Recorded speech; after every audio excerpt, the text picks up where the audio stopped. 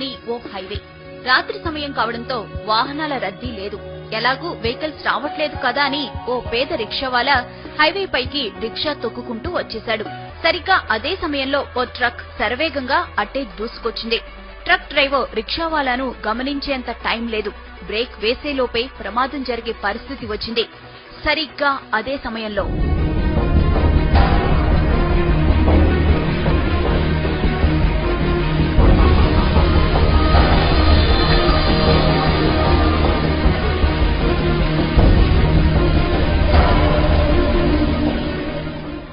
ఇది జరిగిన ఘటన.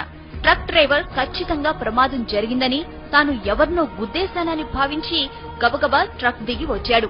అటు ఇటు అంతా చూశాడు. ఎక్కడా ఏమీ లేదు. ప్రమాదం జరిగిన ఆనవాళ్లు లేవు. అసలక్కడ ప్రమాదం జరిగితే కదా.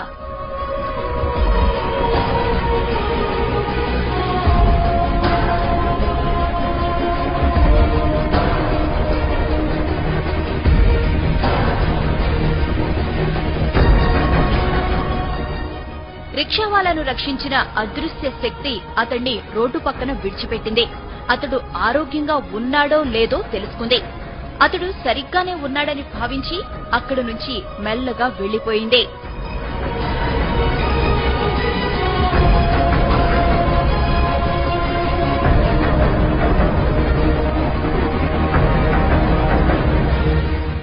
ఇంతకీ ఆమె ఎవరు? అంత వేగంగా ఎలా వచ్చింది? ప్రమాదం జరగకుండా ఎలా అడ్డుకోగలిగింది?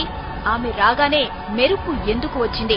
ఇలా ఎన్నో అనుమానాలు, ఎన్నో అంతు చిక్కని ప్రశ్నలు.